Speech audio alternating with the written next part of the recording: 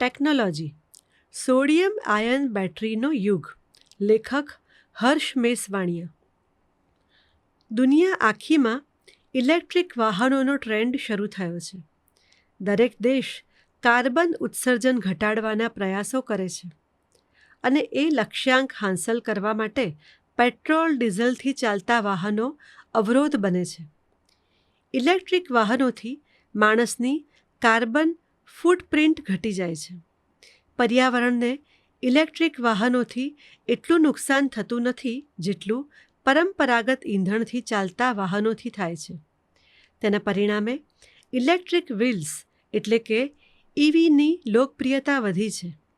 એમાંય મોટાભાગના ઈવીમાં lithium ion battery વપરાય છે. ચીન પાસે લિથિયમનો મોટો જથ્થો હોવાથી આ પ્રકારની બેટરી બનાવવામાં ચીનની મોનોપોલી છે. લિથિયમ દુર્લભ ખનિજની કેટેગરીમાં આવે છે. ચીનમાં ઇલેક્ટ્રિક વાહનોની ક્રાંતિ થઈ એમાં તેને કુદરતી રીતે મળેલા લિથિયમના જથ્થાની મોટી ભૂમિકા છે. અમેરિકા યુરોપના દેશો પણ લિથિયમ આયન બેટરી માટે ચીન પર નિર્ભર છે. ભારતમાં મળતા ઈવી માટે કંપનીઓ ચીન પાસેથી જ લિથિયમ આયનનું રો મટીરિયલ મંગાવે છે. ભારતમાં લિથિયમનો જથ્થો મળ્યો છે, પરંતુ હજુએ એ ઓપરેશન થાય ત્યાં સુધી તો મોટાભાગની લિથિયમની જરૂરિયાત આયાત પર જ નિર્ભર રહેશે. લિથિયમ આયન બેટરી પર જ અત્યારે ઇલેક્ટ્રિક વાહનોની ક્રાંતિ થઈ રહી છે, પરંતુ ચીનમાં જ લિથિયમ આયન બેટરીને બદલે સોડિયમ આયન બેટરીથી ચાલતા ટુ વ્હીલર્સની લોકપ્રિયતા વધી છે. એના માટે સોડિયમ સમુદ્રના પાણીમાંથી બનતા નમકમાંથી મેળવવામાં આવે છે, જેને આપણે સી સોલ્ટ કહીએ છીએ. એના ઉપયોગથી આ બેટરી બને છે. સી સોલ્ટ મેળવવાનું લિથિયમ મેળવવા કરતાં આસાન છે. લિથિયમ જો કુદરતી રીતે કોઈ દેશ પાસે ન હોય તો તેમણે ચીન જેવા વિપુલ ભંડાર ધરાવતા દેશ પાસેથી લિથિયમ આયાત કરવું પડે છે, જ્યારે સી સોલ્ટ સરળતાથી મળી રહે છે. તેને દરિયા કિનારે બનાવી શકાય છે. આમ તો સોડિયમ આયનની બેટરી બનાવવાના પ્રયોગો 3 દાયકા જૂના છે. 1980 અને 1990ના દશકામાં એક તરફ લિથિયમ આયન બેટરીને બહેતર બનાવવાના પ્રયોગો ચાલી રહ્યા હતા, પરંતુ તે વખતે લિથિયમ આયન બેટરીને વ્યાવસાયિક સફળતા મળી ગઈ એટલે સોડિયમ આયનના પ્રયોગો મોડા પડી ગયા.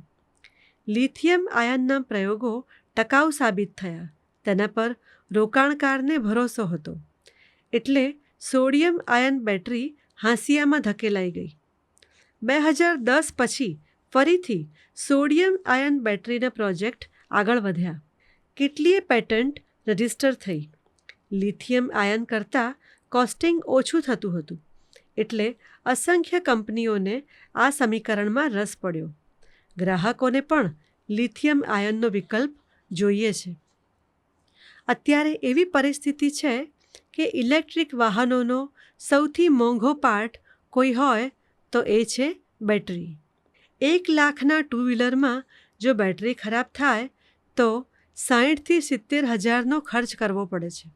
લિથિયમ આયન બેટરી ખરાબ થઈ તો આખું વાહન બદલવું એ સલાહભર્યું છે. આવી સ્થિતિમાં ગ્રાહકોને જો થોડું સસ્તું ઈવી મળે ને 5 વર્ષમાં બદલવું પડે તો તેમને એ વિકલ્પ પસંદ પડશે.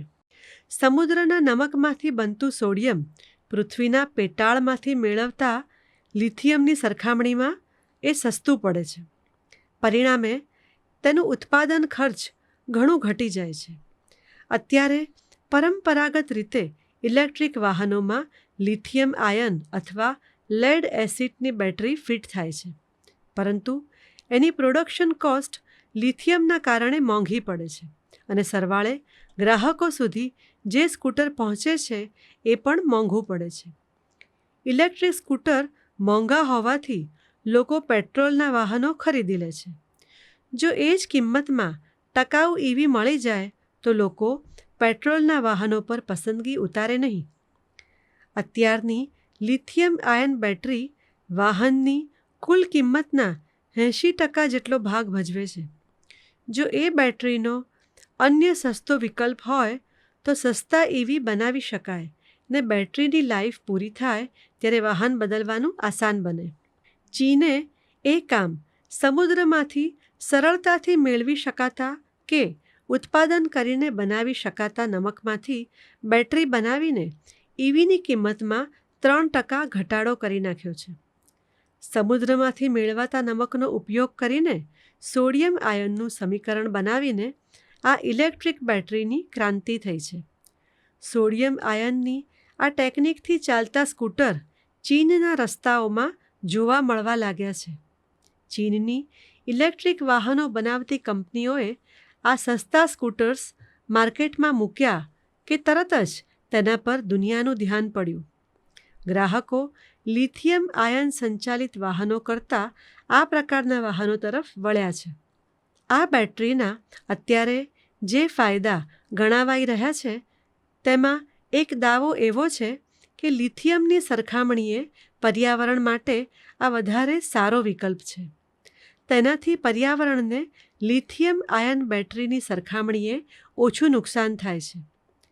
લિથિયમ આયન બેટરીથી સોડિયમ આયન બેટરી અડધી કિંમતે બની જાય છે. પરિણામે સ્કૂટરના ભાવમાં પણ મોટો ફરક પડી ગયો છે.